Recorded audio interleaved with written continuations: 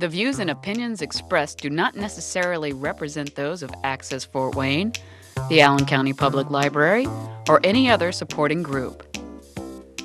Get involved with Access Fort Wayne and make your own television programming. Call 421-1250 to find out more.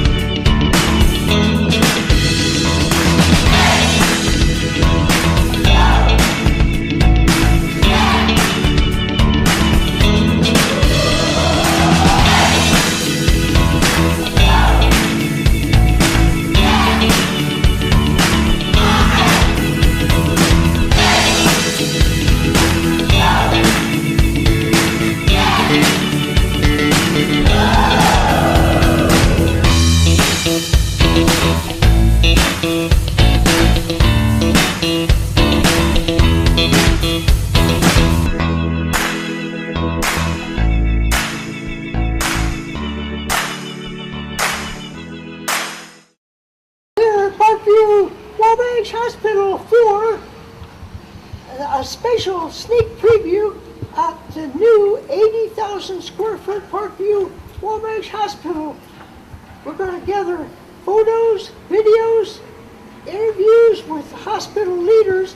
Interview will be available with Marilyn Custer Mitchell, who's the president of the Parkview Wabash Hospital, as well as the Lynn Lou DO Parkview Physicians Group and the OBGYN, who is the newest addition to our hospital's care team. Yay! Parkview Wabash Hospital, dedicated this year, 2018.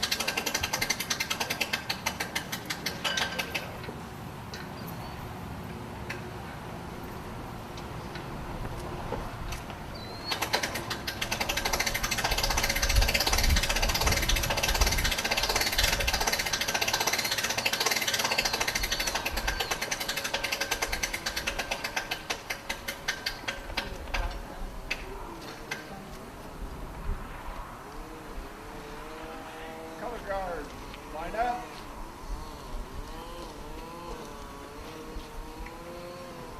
Color guard, retreat.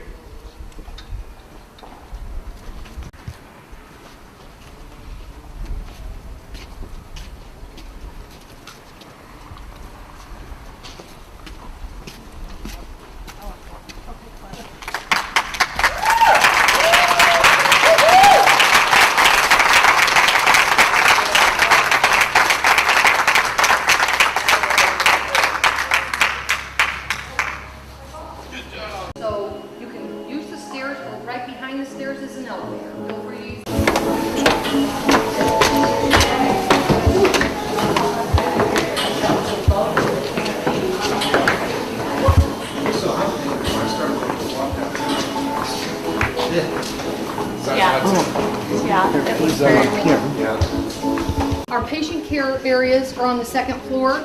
We have what we call med surge, or our inpatient unit, CCU constant care unit, which is a step up, not quite an ICU, but for sicker patients, a little more monitoring and more visible monitoring.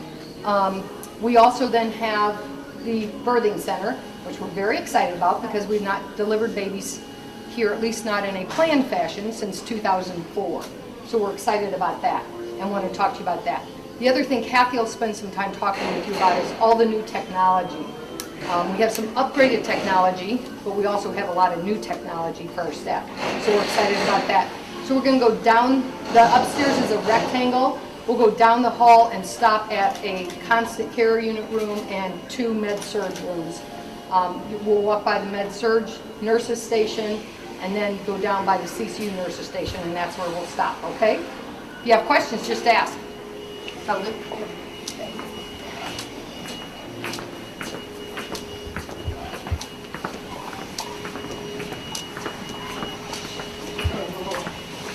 Okay. This is the med-surg nurses station here. Our inpatient rehab unit is here. It's not fully got all its equipment in it yet, but because some we're bringing from the other hospital. But most of our inpatient rehab is done at the bedside anyway. So we'll keep going. Stop for a second.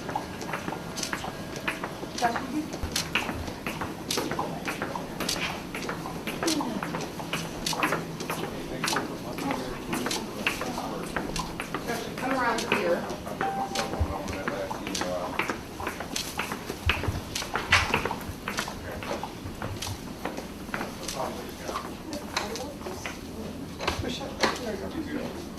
This is a constant care room. We have 4 of these. So again, it's a higher level, a step up, not quite an ICU. But 4 of these rooms, they have blinds in the doors and the windows. We have windows in so the nurses from the station can see in. And Kathy can talk to you a little bit about some of the technology. One of the newer items that we have is an integration with our monitoring, which we will have someone in Fort Wayne as far as the telemetry part, which is monitoring the heart. Another item that we have is upgraded infusion pumps that communicate with our documentation system. So as far as the ins and outs of fluids, it automatically pushes over into the documentation system. And one of our biggest purchases of this area is our smart beds, if you will. The bed talks to the patient. If we have a patient that is should not get out of bed, when they start to move, it tells the patient, do not move, and then it repeats that several times and it activates the alarm. So that way we can decrease patient falls. It also, if you have a disease process where you have to have the head of the bed elevated at a certain degree level, if the patient tries to move it either higher or lower, the bed will talk to the patient as well and said, you're not authorized to make this command, or something along that line. Also, when the bed is plugged in and activated, it illuminates some safety devices on the floor. So the nurse doesn't have to come in and bother the patient at night. The bed illuminates whether the bed is in the lower position, whether the bed is in the locked position, whether the bed is in the alarm position, and it illuminates on the floor. So the nurse in the middle of the night can see that the patient is safe. Right here we've got 2 med-surg rooms set up. You'll see they're very similar, a little smaller, so come this way.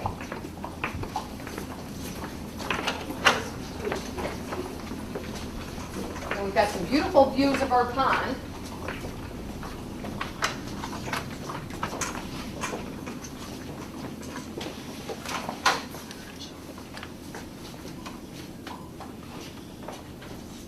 Of course, we've got a tent in the way right now, but same beds. You can also, if you want, open the door in the corner. That's our restrooms. Those are, we call them European restrooms. It's the toilet, sink, shower, one big room, all tiled, and we can pull a curtain for the patient to take a shower.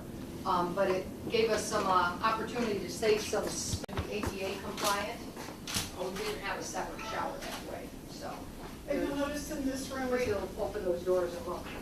And this room is one of our lifts are in this room's lift, and we're able to move a patient from one bed to a stretcher or the stretcher to the bed, thus keeping the patient safe and as well as keeping the staff members safe as well to eliminate any back injuries due to the heavy lifting of that patient.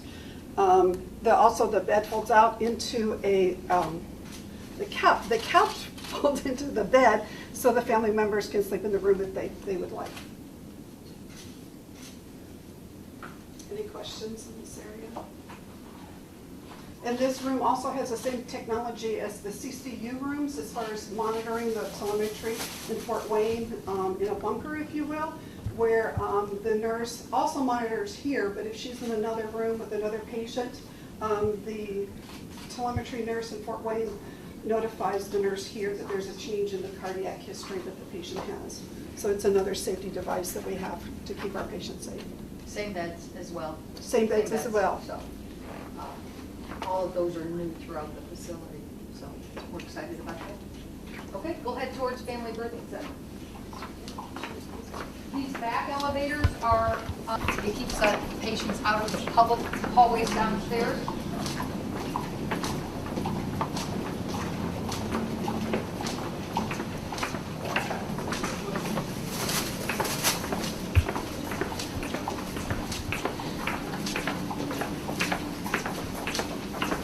Entering OB or family birthing, this elevator drops right down into the surgery area because we have to have the ability to take a mother into OR for C-section very quickly. So that's what this elevator is primarily for. If we had another inpatient who needed surgery, we'd also use this, but it's primarily positioned for that reason. So then this is one of our, we call them LDRPs, labor, delivery, recovery, and postpartum rooms. Again, has a lift. The second room does not have a lift. We have two of these. So mom comes in, she can labor, deliver her baby, recover, and do all her postpartum stay in one room. She doesn't have to move. We do have the ability, since we only have two, we haven't done obese since 2004, so we just don't know what kind of volume to expect. So we have the ability to, because OB is a locked unit, to move the locks down 2 rooms and use those next 2 med-surg rooms, so that if we have 2 moms and babies who have delivered and another mother comes in labor, we can move one of them down and lock the unit there so that we have more capacity. We do have expansion plans built into the whole facility where we can move other departments and add 2 more labor delivery rooms, LDRPs. We can add some more beds down on the other end too on a corner. But I'm going to let Kathy talk to you about some of the technology in this area because she knows it much better than I. Within this area, again, all the equipment is brand new just because we haven't had these services previously.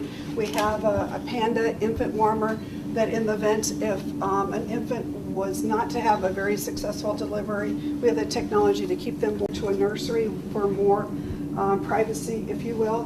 The IV pumps that are there also talk to the communication system, and then we also have some monitoring devices for mom and baby that help facilitate that safer care that we want to provide. Again, the couch folds into a bed to allow the father or the coach to be with the new mom at all times, as well as a larger shower for the mom to go into during labor if she prefers a hot shower or cold shower during that process. And Marilyn talked about the hug system. It alarms throughout the hospital and it notifies all the staff members to kind of close down the hospital and search everyone and not allow anybody to leave until we find that infant. And it's very important, especially during these days where we have a more volatile community or society. And so we're very excited about the opportunity to keep our babies safe. Feel free to go in and Yes. take some pictures Walk if in you want. and look around. They're set up for you to photograph. So this is when you'll add a young went into the transportational for the patient. Oh, and absolutely. I call it on-street stage. So the front hallway, big long hallways for the public, the back hallways for our staff and patients, so that we don't have patients you have different avenues to Yes. take. And That's wonderful. The flow will be So I've heard hospitals sometimes when we're transporting somebody for the med surge, depending on what is happening, they may have to go through the public hallway, so Yes. that whoever is there will see whoever's going, so it allows for additional privacy, because we can transport every patient from every location through the back that hallway. was wonderful, and especially smaller hospitals. Yes. If you can Everybody afford knows it. everybody. Yes. Yes. Something we haven't talked about is Swiss log. So this is office building, and it's similar to the tube station of a bank, in that you take the, I'm gonna get in your pictures, I'm sorry, you take the tube out, you put your, like a blood sample, urine sample in it, you put it in, it's locked, so only people with the right authority can get in and do anything with it, but they can send that directly down to the lab, which is in the first floor of the hospital. So we have 9 points, 8 in the hospital, 1 in the medical office building where we have a draw station, so lab staff can send those things without having, or nurses can draw and send those things without having to walk down to the lab. This is not a requirement or a necessity in a hospital, and it's not an inexpensive system, so we were blessed. The Parkview Wabash Hospital Foundation purchased this system for us. They've done several things like that. When we get to surgery, they helped purchase the video integration system for us so that we could just actually have some new technology that we don't currently have. So we're excited about that. We're very excited. It also is kind of more of a smart system. Each station has 4 bullets, if you will. And the system knows if you're short 1 bullet, and it'll send the next available bullet back to you, so you'll always have 4. And not necessarily in this department, but other departments where they're further away from the pharmacy can send those medication to, for example, the ED, which is further away. It's more of a locked unit, so you have to badge in order to get the access. And you don't even see anything that's in here. You have to badge in, and then there's a light that illuminates green, and the doors open, and the bullet drops out. So you said you had to badge in? Badge in. Like there's a badge right here. It's not activated right now. I thought you Just said badge in badge, like but I this, and it says, "Welcome, Kathy," and then it illuminates down here in green, and then you pick up your bullet that has whatever you're waiting for. Very nice. So, Yeah, it's Yes. pretty, it's like Star Trek-like stuff. And especially with the lab, the point of contact with the lab is in the front of the hospital. Instead of walking back and dropping off those samples in the back for processing, it facilitates a quicker turnaround time with those lab results. So we're hoping to have increased turnover, if you will, as far as with patients, and facilitate the results. So there's one of these in basically every patient care area, as well as the lab draw here in the hospital and the lab draw in the medical office building, plus the pharmacy and the lab here. So that, and medications, Kathy talked, they can send some medications. There are some you can't send via tube, but there are many we can't send. So that, again, just eliminates some staff steps. You don't have to have it in your hospital, but it's a great staff satisfier. And it also does expedite results for patients when we can send them to the lab right away. So we're excited about it. Yeah, it is very cool. We're excited. And it does keep people from me like trying to play with it because my badge won't work there. There's no reason I have no reason to use this. And I've not been trained on it. So it stops, and it stops, you know, I'm sorry. We're in labor and delivery. If we've got a mom who's got a 2 or 4 year old out here, in most cases, you'll see these behind the nurse station. This one's here because it's a locked unit, but if they come out and want to play, they can't access it. Possibility of contamination. Yes, they cannot access it. So it's a very secure system. So, Any questions? okay, we're going to head back down. Actually, we want to go to ER, so we'll just go around. You can look in the pharmacy too.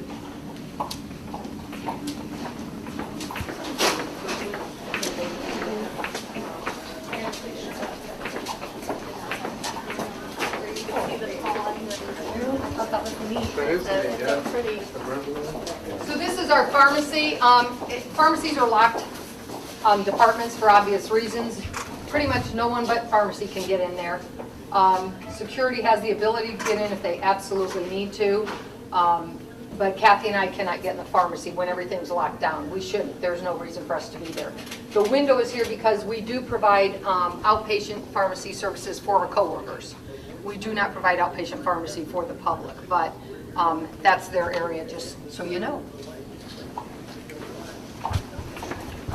We also have artwork. If you didn't notice, all the artworks from Wabash County wanted a very open, welcoming area, so we very purposely designed it that way. Registration booths are back here. We did design the hospital for our patients. Most of our patients come for lab, radiology, and outpatient surgery, so we tried to keep those things near the front. So registration's right here, lab and radiology are right there, surgery's right back here. So patients don't have to go too far if they're coming in for those things. We will walk past registration and past the draw rooms into the ED, and I'll stop in the ED waiting room and talk to you about that in a minute. And we do have a player piano, again donated by the foundation. We thought that was a wonderful thing for them to do for us. So we're thrilled with that.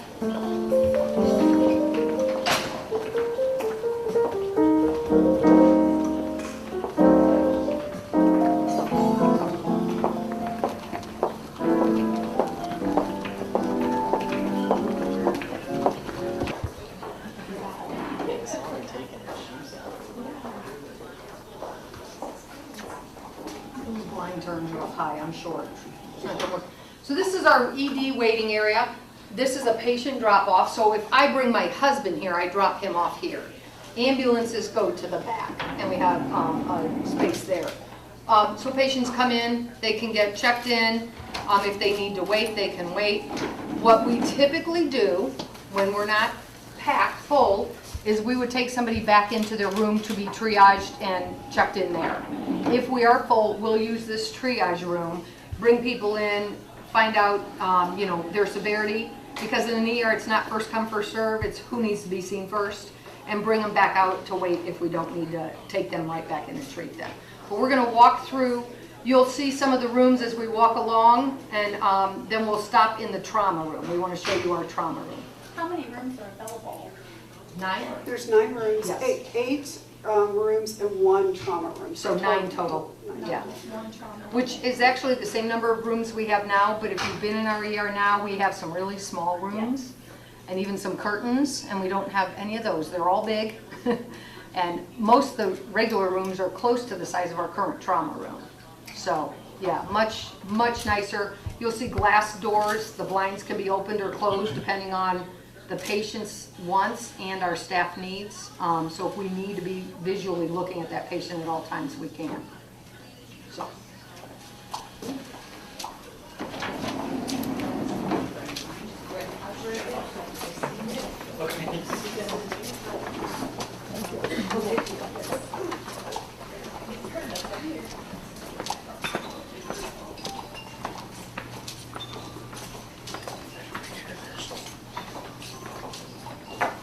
So this is the ED nurses station, and you see the blinds.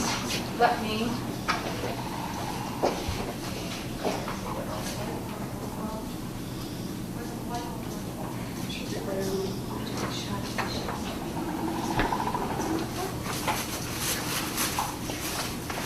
So you can just see, and you can see what they look like with the blinds open. They all look exactly like that except the trauma room, which we want to show you. There's the ambulance entrance. So the ambulance would pull up and we pull patients right in here for trauma.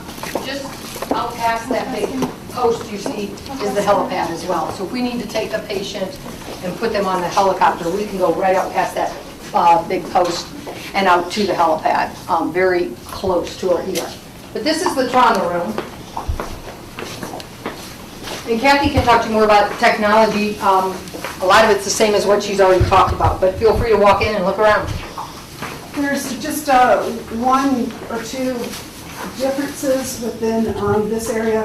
It has the overhead high density light, so if we're doing suturing or a chest tube, a different procedure, we have that instead of just the overhead lights, we do have the high density lights. This room also has the lifts, and primarily this room is used for major traumas like car accidents or if a person has fallen down from 30 feet or that type of thing, they would come here. The ambulance entrance, as Marilyn said, is right here, and they would come right here. We made this location very specific because for our stroke protocol, if we feel somebody is having a stroke, our CT is right out the door and to the left. So part of our standard of care is to get someone with a stroke to CT immediately. So it's very strategically placed close to the imaging department. Also, this room has the higher level of monitoring similar to the CCU, as well as the bedside documentation. It also has a surgical scrub sink for any procedures that the physician or the nursing staff are doing. It's available here. And you're more than welcome to come in if you'd like.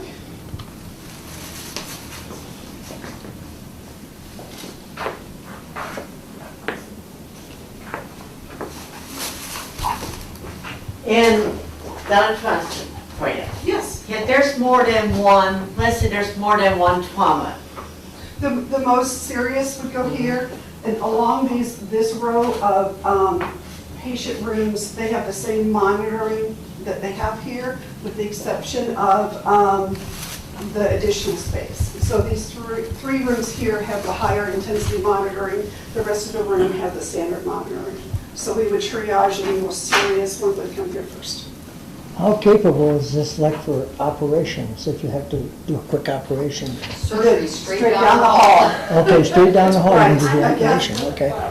Yes. Great. We thought about it a lot. We tried.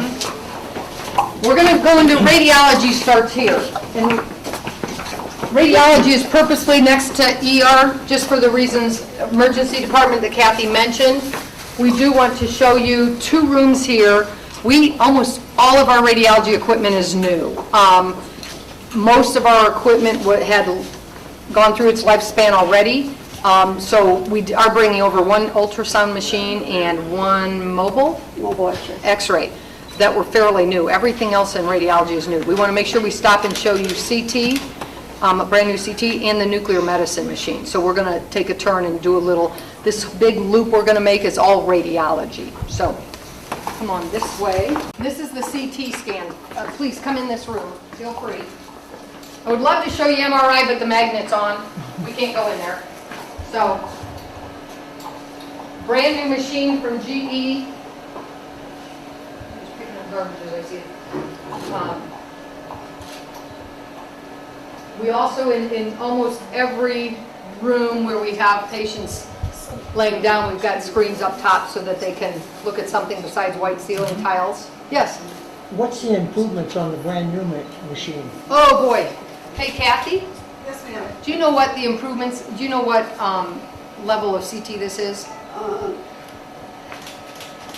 We'll find out and let you know. I don't remember the, Can you just remember anything special? It's the same as the current one, but I think it's a 64 slice. 64 slice, and then it has higher definition is what the quality is a little bit better. Not to say that the Current ones, yeah, fine. it's just like upgrading or buying a new car. It's just, it has a few more bells and whistles. Current one's like a 40 slice CT. So that's how many images it cuts per whatever measurement they use. This is 64 slice. The 40 slice is a real unusual number. They usually go in 8s. But when we were buying that, the vendor was trying to promote the 40 slice as better than 32, but not jumping up to 64 yet. So Does just a 40 little, slice mean you can get like a more definition of each layer of skin? yes, and more layers in each segment that they use. Okay.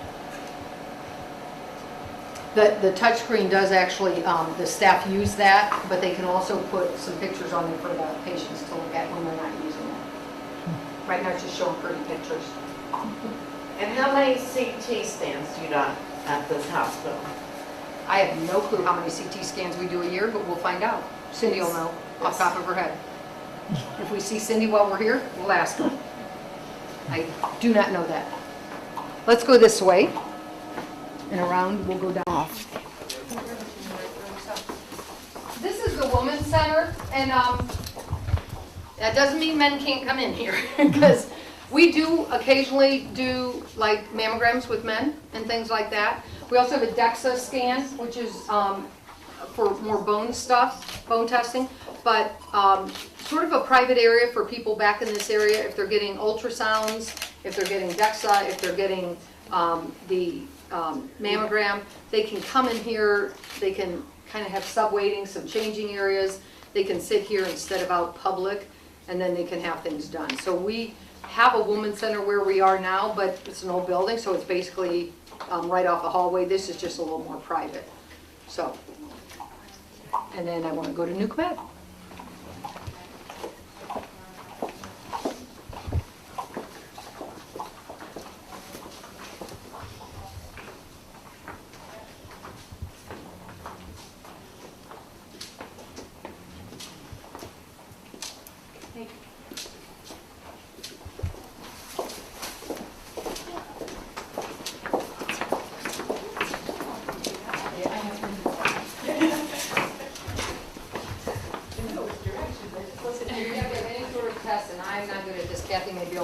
With nuclear medicine.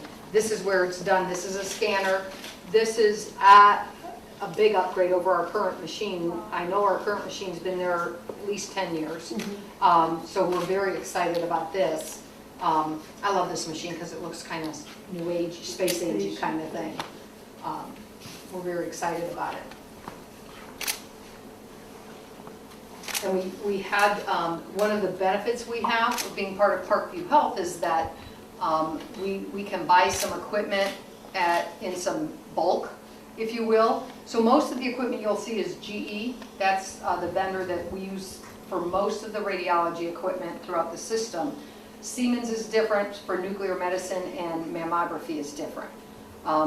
We at Parkview Wabash had found those were better vendors. Hologic for the mammography and Siemens for Nuke Med, and Parkview throughout the system thinks the same thing. So we were really lucky. The cancer center in Fort Wayne's being built at the same time, and so we were able to bulk buy some equipment, and that helped us a great deal. Yes? Can you tell us what nuclear medicine is? I'm going to let Kathy try. Okay. We need Cindy here. Boy. And, for this machine, there is an IV that's placed, and there is a substance that is injected into the body that is safe doses of radioactive material, enough for the images to show up on the machine. So there could be a higher definition of tissues and organs that the physician is able to determine if there's a disease process that is going on. So sometimes in CAT scan, they'll inject a dye, and then the CAT scan watches the dye go through your system. Same thing for nuclear medicine, but they're just different types of tests. And it is, as you see from all the signs, it is radioactive material that they inject. But with safe doses. Yes. Okay. To surgery. We're heading the back hallway here we're in. So it's the back hallway for our staff and for patient transport. The actual lab is back here. So this is where staff in different areas will tube samples. So I had to Monday. I had to this on the Monday. Did you? No, it's coming Monday. Oh, okay. Not here. No. Old hospital still. No, I asked you an hour. Oh, okay. So I had to, yeah, my cousin works at Parkview in India. Oh, okay. So I Great. have Parkview my last. I don't blame you. Oh, my cousin. Hello. Hello.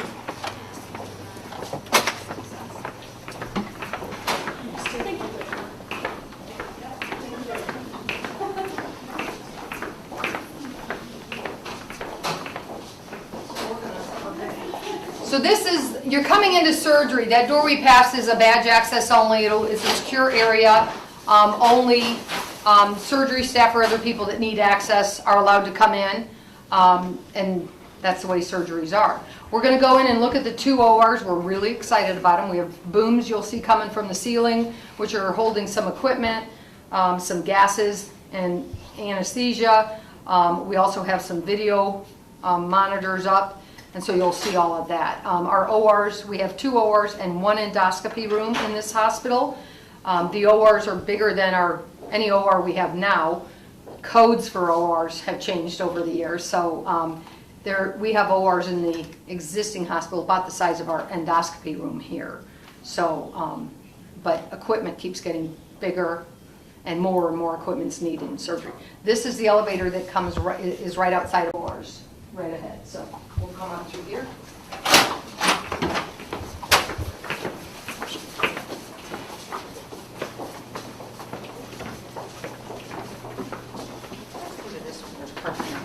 They're working on something. Yeah, they're more freed up. Yes. So the things hanging from the ceilings are what we call the booms. And you'll see the video, the video screens and the one over here. One of the things that I mentioned our foundation did for us was they bought video integration system. So when the surgeon is working, they've got different information coming to them from our electronic record, from the radiologist's reports, that's a different system, from their office record. If they're doing a scope or something, they're looking at that on a screen. Currently, to move a screen from this report to this, I want to see something on C, the staff have to manually get on a computer and do that. The video integration system brings all these different systems in and basically very quickly lets the staff move images to whichever screen the physician wants it on at that point in time. Again, not something that's necessary in a hospital yet, but it's becoming that way. So we have a new orthopedic surgeon starting in August, Dr. Mitch Etkin, and one of his first comments, he's coming out of residency in June, and one of his first comments to us was, will you have video integration? Because they're training on it. So they're used to it, they want it. So we were excited that the foundation could step in and help us with that. Not necessary, but a nice thing, and it's becoming necessary. Okay. One of the two booms, the boom that's located, of course the head of the bed is there, is the anesthesia boom, which has the gases to put someone safely to sleep, if you will. We also, one of the improvements that we have is a Pyxis medication dispensing device strictly for anesthesia, which we don't have in our current hospital. This is additional boom that carries all the equipment that is necessary, and all the cords, all the outlets are here, and they're powered by emergency power, so if we were to lose the power, they can still conduct surgery as well. And so all of those are here. The other improvement that we have is the high intensity lights that are here, and most of the time people are sleeping by the time they get in here, so they don't know that the overhead lights go out, and they use strictly the high intensity lights in order to have a more efficient surgical procedure. Also, the substerile room, and right behind the window that is here, the surgeon or the surgical staff come through, they scrub and become sterile, and then they enter the room. Usually, I want to call it rear end first, and then they come in this way, so they're clean, and then they continue with their sterile process. And normally this room is very cold during a surgical case, and that's to reduce infections. The infections that like warm, like it is today, it's usually more on the colder side. So everybody is... The Pyxis machine Kathy referenced, Pyxis is an automated medication system. So we have them on all the patient care units. So a nurse has to go, they have to log into the system and they have to tell what patient they're getting and what medication they're getting, so that we can track what medication, and the record will track that it was actually administered. That's an automated system for the anesthesiologist. So the only people who can access that machine are the anesthesiologist. So it gives them all their medications right here. They can access it. We don't have to have staff getting into medication and bringing it to them. It's all there for them. So that is something nice for us, and we're excited about. Again, the patient safety. Absolutely, patient safety issue. We spent a lot of time talking about patient safety. Are both operating rooms identical, or is one of them specialized? They are primarily identical with the exception of, actually, both of them have the gases in case we have to do an emergency C-section in this. The gases that are located on this wall are for the infant. So We haven't brought that Panda infant warmer out of its box yet, but there is one that will be stationed here for emergency C-sections. So they're just mirror images of each other. Yeah. Any questions? Okay. Another area we're excited about. We're going this way.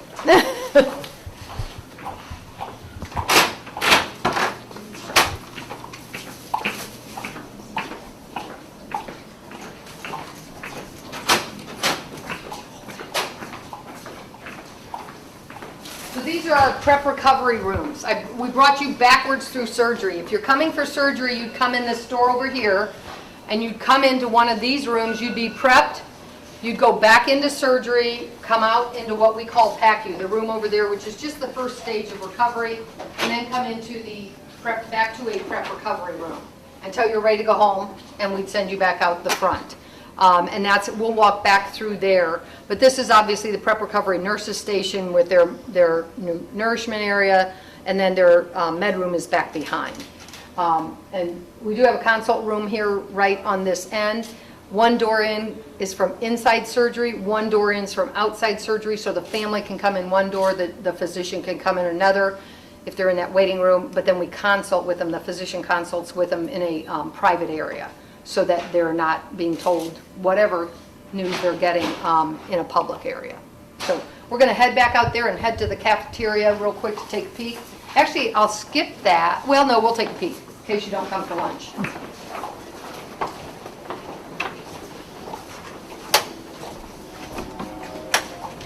That's the surgery waiting area, if you will.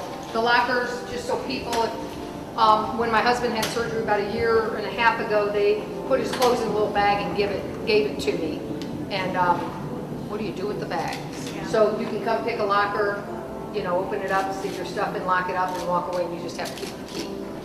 So, okay. We'll go take a peek at the cafeteria and then go to the medical office building very quickly. Lunches are ready. This is in the,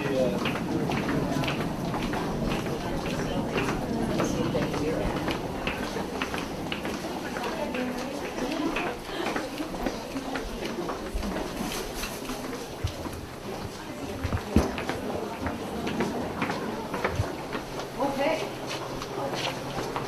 So this is our cafeteria.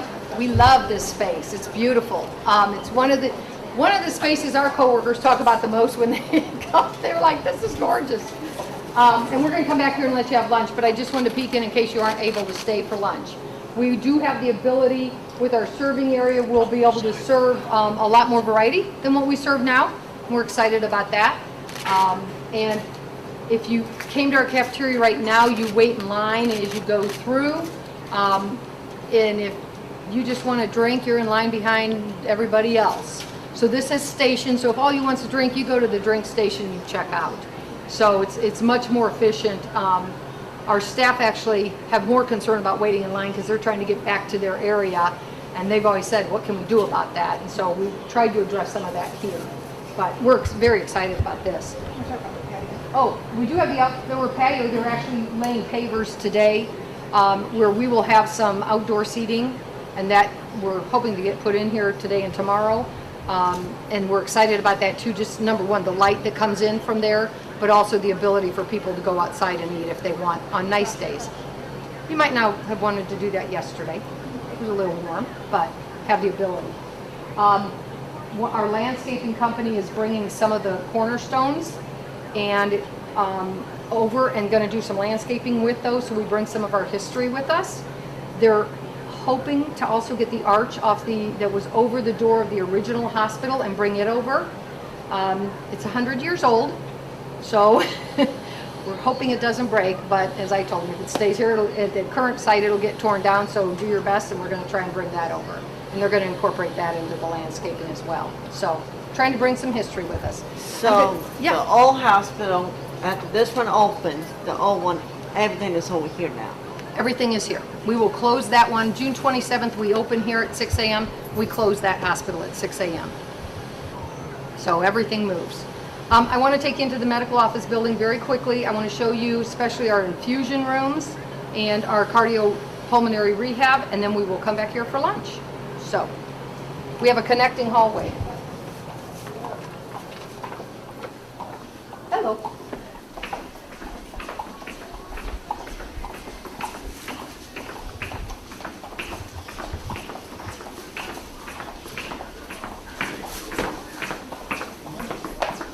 We built this hallway purposely so if somebody is in that medical office building seeing a physician and they need to come over for an x-ray or something, or they want to go to the cafeteria, they can come over and not have to leave the building, if you will.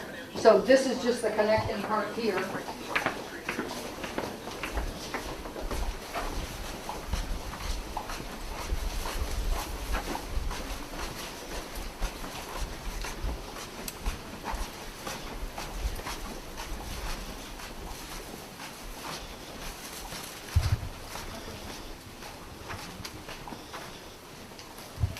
Down here, Parkview Physicians Group has 2 office spaces on the right hand. So patients come in, if they go to the right, they'll be in the family practice area. If they come to the left, we'll have our obstetrician and our orthopedic surgeon and podiatry working over here.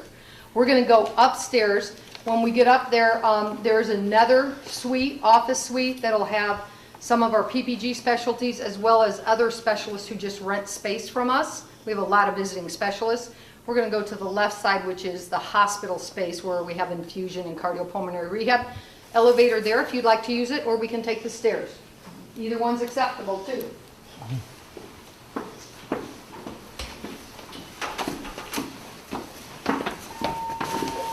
Joe, it's changed since you last saw. Quite a bit. It's changed a bit since last week. We've been working hard. Yes, you got the sign up too. Yes, we do. We got the message on. That was fun. Again, we're going to go here.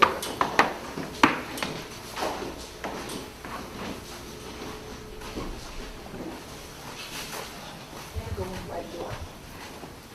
No, I'm going in the wrong doors here.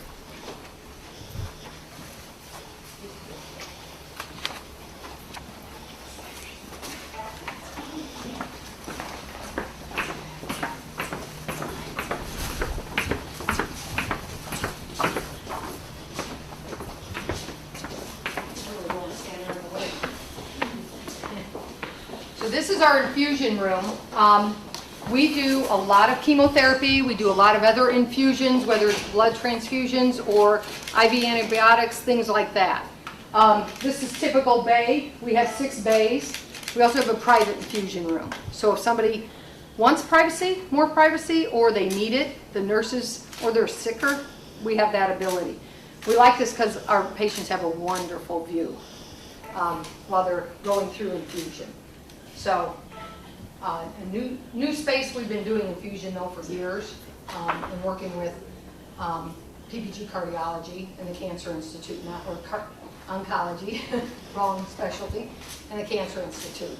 So we're tied to them, and so our oncologist, Dr. Pennington, is tied to the Cancer Institute and is working with them on things. When a patient, if they get sent, if they just come see Dr. Pennington, they can get all their care here. Even if they end up going to a subspecialist in Fort Wayne and they need chemotherapy, they can come back here. So we love that we can offer that service close to home for our patients. How many infusion suites do you have here? We have 6 bays, 6 of these bays, and 1 private room.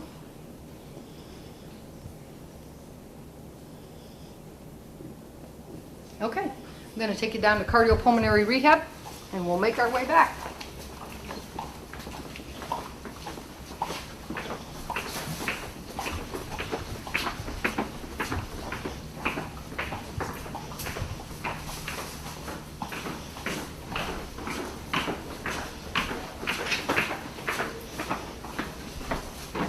Someone needs to hold that open real quick.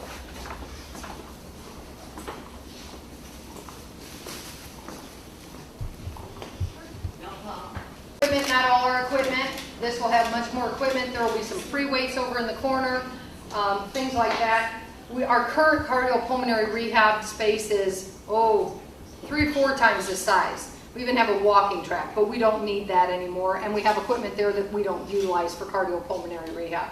So we have the ability to downsize, but also give patients the ability to look outside, have some views, because our current space is in the basement. So they don't get to look outside at anything. So we're really excited about this. And as you know, we're still doing construction, so we've got some construction equipment out there, but slow but sure. All righty. Any questions about this? Okay.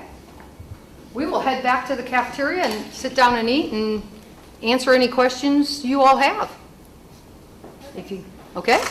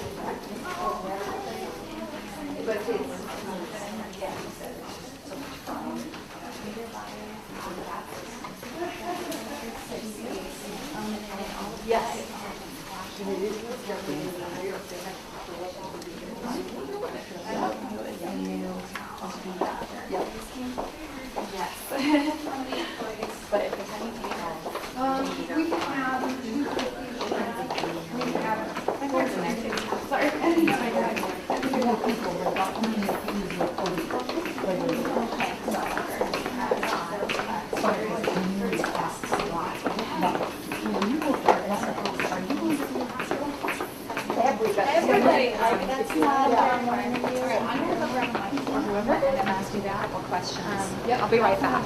Yep, please, help yourself and Day, or you can grab one and go, whatever. Absolutely. Like. All right, we're going to start off talking about the community impact and then kind of what it means for our coworkers. So what does this new hospital mean for the Wabash community? You know, it's huge to the Wabash community.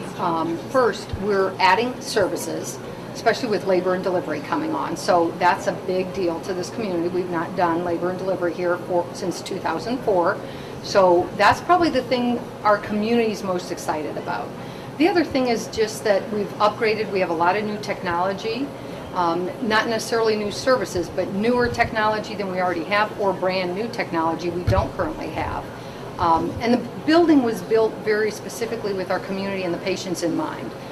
So that it's more accessible to those areas where more patients use. The things that our patients use the most often, lab, radiology, and outpatient surgery, are near the front of the building. So we really try to keep the patient and their needs in mind when we built it. Oh, perfect. So as far as coworkers, you and I talked a little bit about the excitement surrounding this move. Can you talk a little bit more about that? It's been so cool to see and so gratifying to see our coworkers get excited. As they've been coming in for training, they're coming back excited, little anxious, but more excitement than anxiety, which is wonderful. And then getting ready for our tours and all, it's been wonderful to see everyone pull together, and people are doing whatever it takes to make the building shine and sparkle for our tours. So we're excited about that. Wonderful. Will you talk a little bit about, I overheard a little bit about the move and what takes place on that day about transporting patients? So at 6 a.m. we close our current facility on June 27th, and at 6 a.m. that same day we open here. So the ED will stay open and take patients up through 5:59. Starting at 6, we'll start taking patients here. Our night shift will just stay over for all the patient care areas and work until the last patient's gone, whether that's in the ED or inpatient, and the day shift will just start here. So our staff have been planning very diligently with the ambulance service in town, Wabash Fire Department ambulance, as well as Parkview ambulance services. And we will at 6 a.m. start transporting inpatients over here.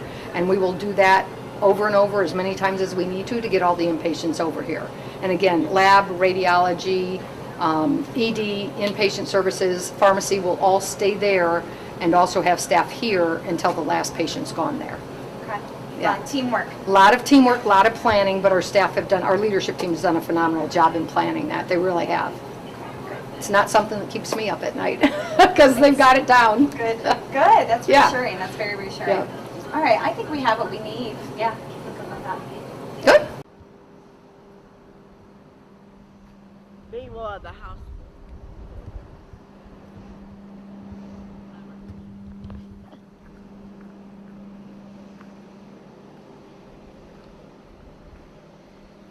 There's not a trust, Shelley. Right there. No, I ain't saying, right there is the trust for the Talent Hospital. Oh, okay. 710 North East Street. I don't think they like me.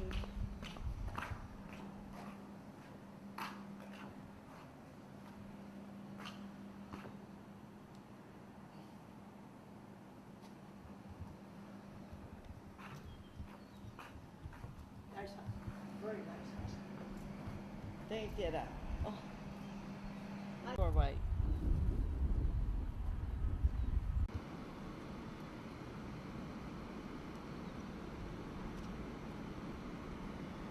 Aiden, and your name? Carson.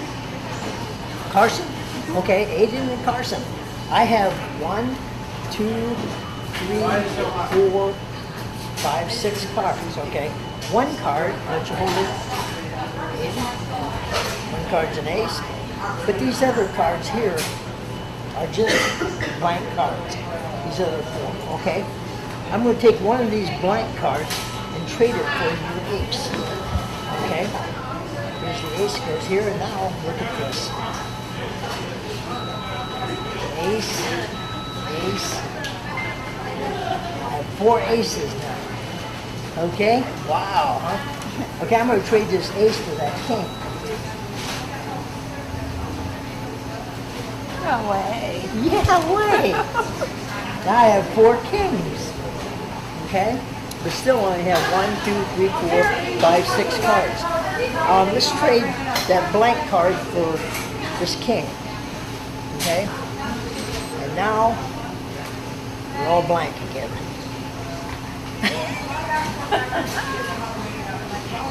Do you like magic? I actually teach magic, and actually all the magicians, the famous magicians in Fort Wayne, which is one is Keith Stonewall. And if you come on Friday, Monday, come on Monday at 7 o'clock on the third Monday, you can come to our magic meeting. So you're welcome to come. I do all types of things, not just cards. Okay. I'll show you a coin here. This is an unusual coin. Take a look at it. Getting it, Wesley? Wesley, okay. And then let your brother see the coin.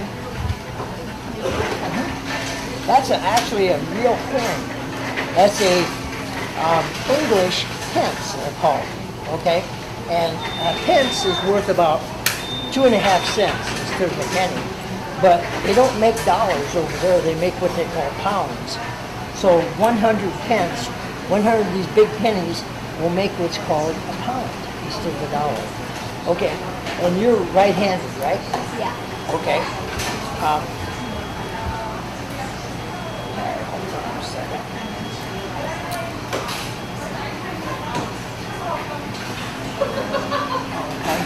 Okay. Okay, let's see. What I'm going to do is have you stand up here so the camera can see. Okay? I have that penny, and look, it's almost the same size as the 50-cent piece. See that? Yeah. So hold you're right-handed, right? Yeah. Hold your right hand out. I'm going to put this in your hand, the big penny and the 50-cent piece. Close your hand up. Okay? Put your hand behind your back, both hands. Put 1 coin in each hand. Put the big penny in one hand, the 50-cent piece in the other, okay? I'll bring them out like this. Okay, now, if you got real sensitive hands, one of those coins are going to feel bigger than the other, does it? Does it one feel bigger? Okay, which one feels the biggest? This one? It's probably the 50-cent piece. Let's show them the camera and see. Yep, can I see the copper penny in the other hand? What happened to the copper penny? What this is called is close-up magic. It doesn't get any closer than this. It happens right in your hand. Do you know where it went? See his long hair here? It's behind his ear. It's behind your ear. How'd that get back there, huh?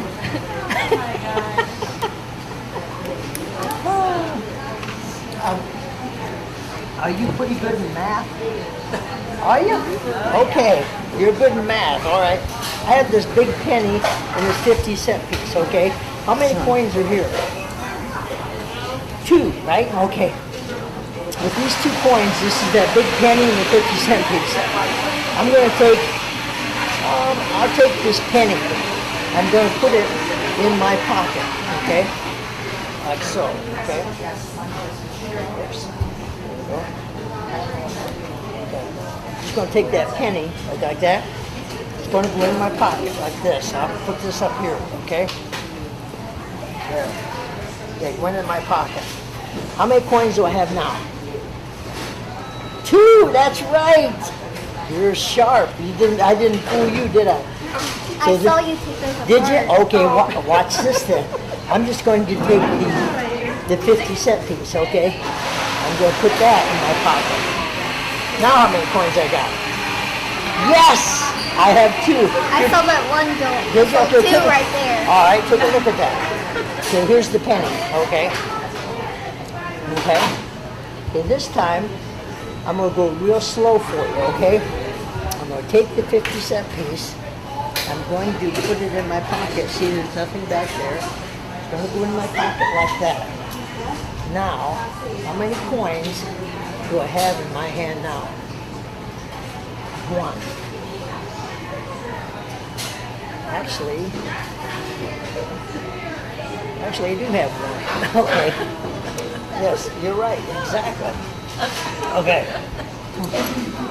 Okay, you did very good. Okay. Thank you, kids. It was good meeting you both. Yes. Okay. 5, 4, 3, 2, 1. Jerry Street Magic here, and I'm in Wabash this time. Okay, here in Wabash, we're actually we're doing the new hospital. The new Wabash Hospital is just opening up, so you're going to see a lot of things about the new hospital. I have 2 people here that said they like magic, and they got new motorcycles. What kind of bike did you say you just got? XT250. Wow, and you got a bike too? Oh, yeah. Yeah. It's 125. 125. Nice little bike for getting around and everything. What's your name? Jimmy. Jimmy and Sammy. Okay. I'll have you inspect this, Sammy. Make sure that's an empty box. Check it out real good. Okay, Jimmy, you check this out good too. Make sure that's an empty box. Empty. That looks empty to you, huh? How about here on the screen here? Look. Okay, it looks empty. Okay. Now, Jimmy, why don't you shuffle those up? Sammy, I'm going to have you guard this box for me, okay? I'm going to put this lid on here. You put your hand on top of that box. Don't let me in that box, okay? Okay. There's a term in magic called misdirection. What that means is I'm going to try to distract you and get in that box, and your job is not to let me do that, okay? Okay, Jimmy, you got them shuffled up good? Yeah. Okay. Pick any card you want. Look at it. You want a different one, or you want to keep that one? I want to keep this one. Okay, you like that one, okay. Jimmy, this is a Sharpie pen. Careful, don't poke yourself, Sharpie. Just a joke. Okay, on that, not the red side, but on the valued side, write anything you want, Jimmy. You can put your initials, you can put your name, you can put a shape, anything you want. Now, there's no way I'm going to know what you're putting on there, so I would have to actually show you your card to be able. You done? Yeah, I do that. Okay, I'm gonna give you these cards. Put yours on top for now. Okay. Jimmy, do you watch any detective shows?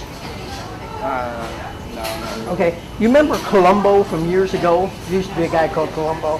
He was a detective. Probably not. It's been a while. He was the detective on TV, and he had a term called forensic evidence. What that means is something that can be proven with investigation, like this card here on top. You touched that card. You've written on that card. You probably put your fingerprints on it, right? Okay. So I'm going to show you how fast.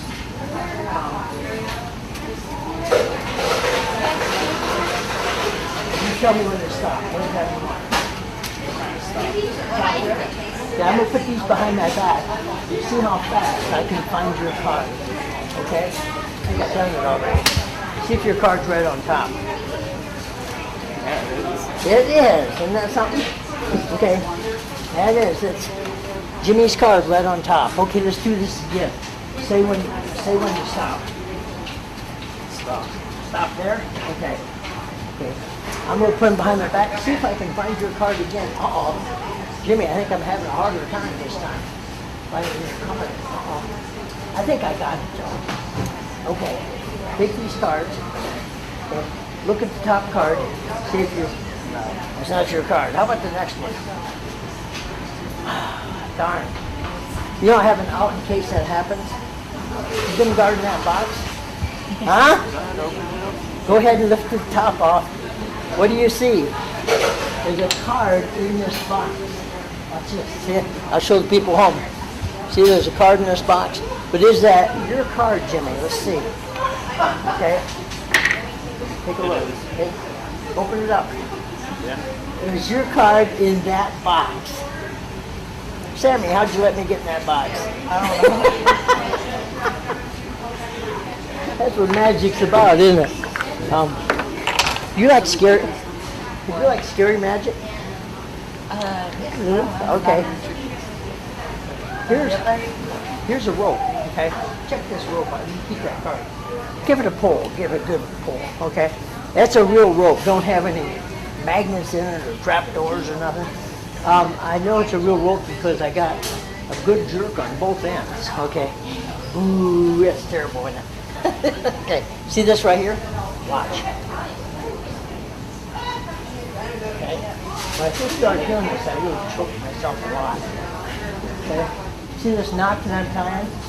I'm going to actually pull that all the way through my neck.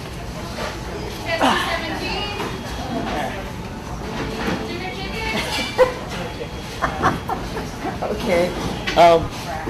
Okay. Well, let's go check out the hospital. And thank you, Jimmy, for doing some magic. Thank you. Did you ever want to be a magician? Did you ever like to do something? Didn't you? Okay. But I still like it. It's not that hard. Okay. We'll see you at the hospital.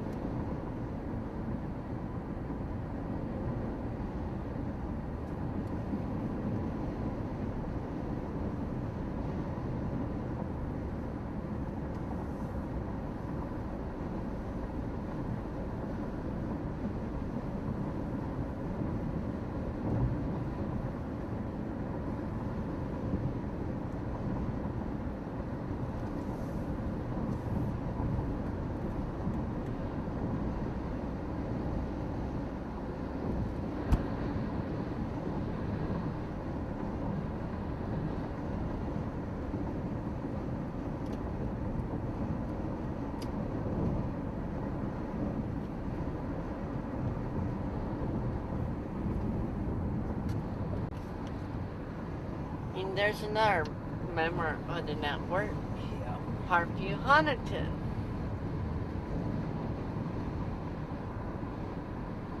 What's this actually adding on?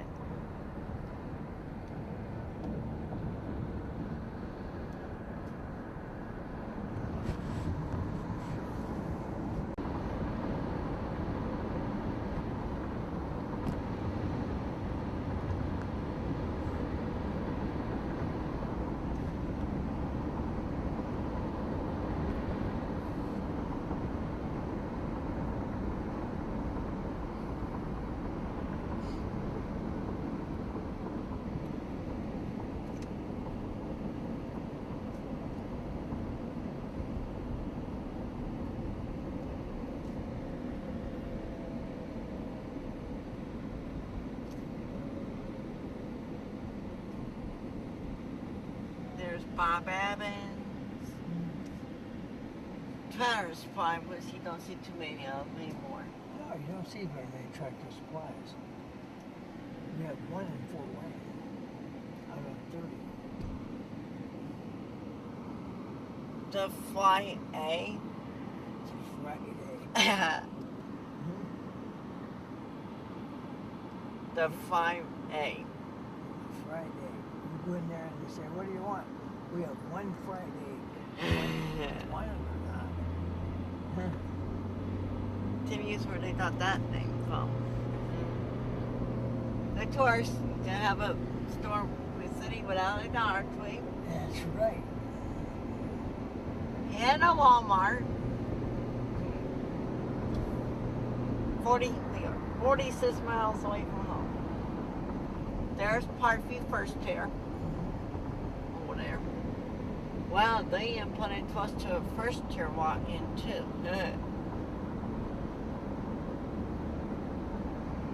And that's where we went. New Parkview, Wabash.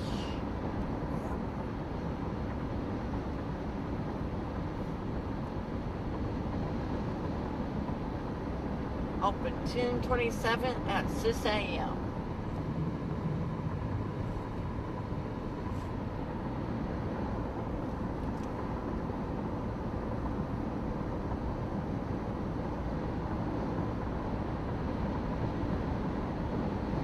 Have enough dust to dip back. Oh yeah, I got it.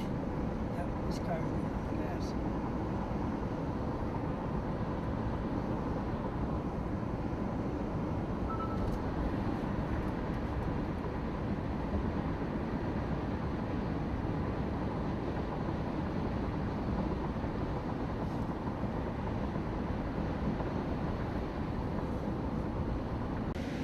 There's a medical building right there.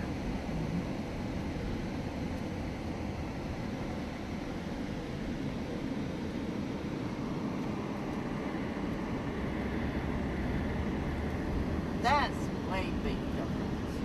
Yeah, it is. I think we are actually in downtown.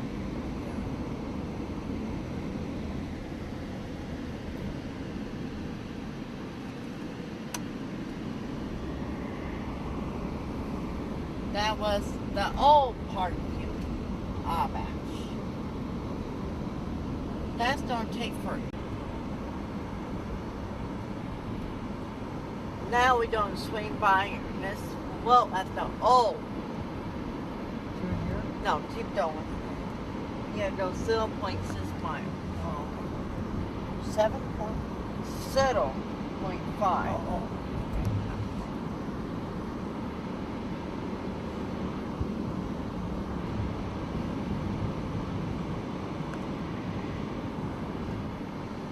We are going to the old, talent, let's just say. Talent that's normally come to old Parkview, Wabash.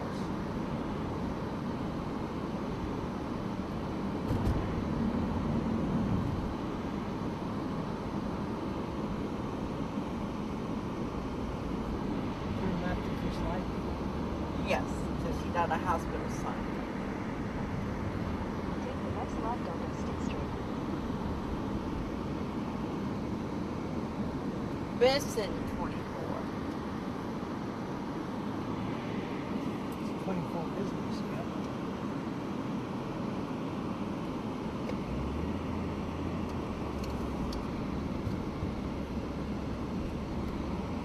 Continue for half a mile. You know if you're going left or right. We still have to turn again. Yeah. We have to turn on state. You'll be right or left. And we'll be a white.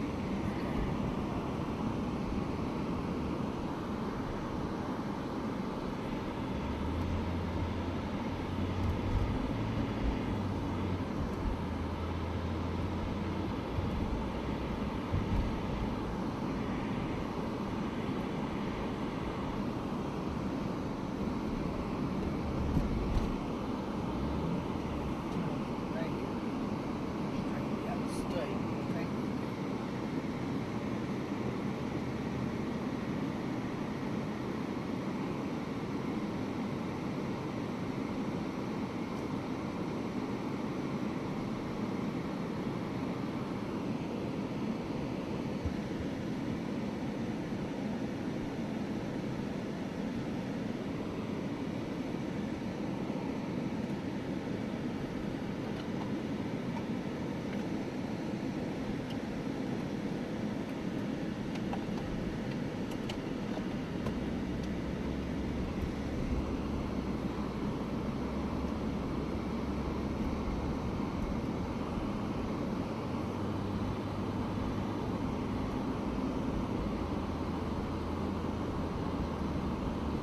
In a quarter mile, turn right onto State Street.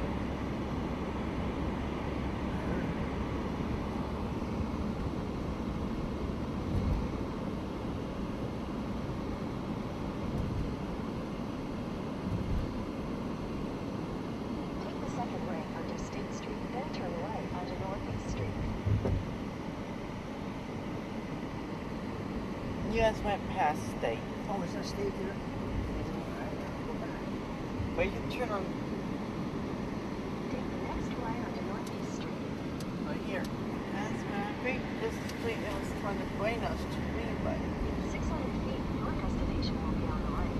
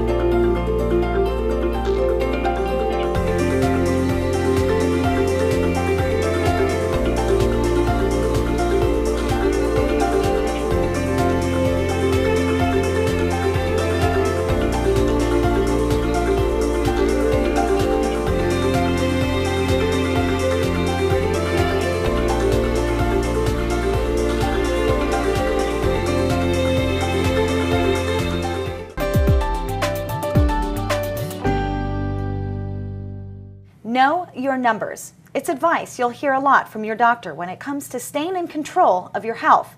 And some of the numbers your provider is talking about makes up your blood pressure.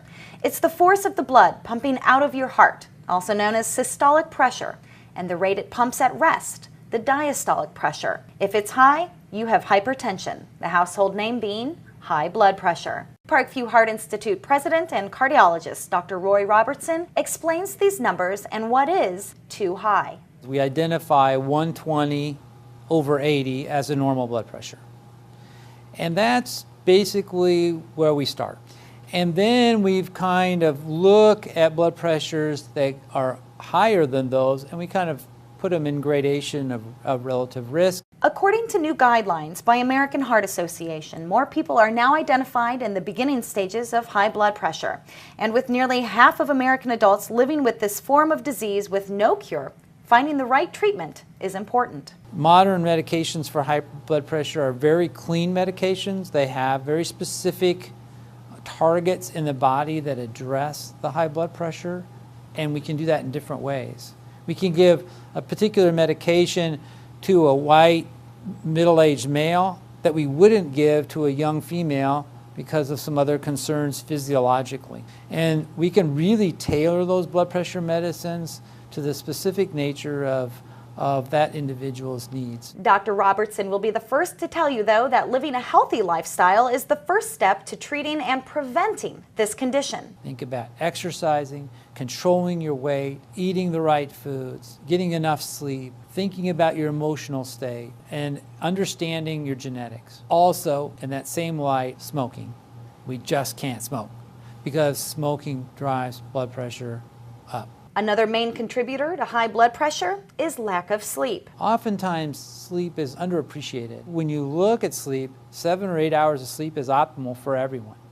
And the reason the body needs a certain amount of rest to reset. It needs a certain amount of rest to reset our mental state, but also to reset physiologically. So there are actual chemical changes of the brain that occur during sleep that change us and the way our physiology works during the day.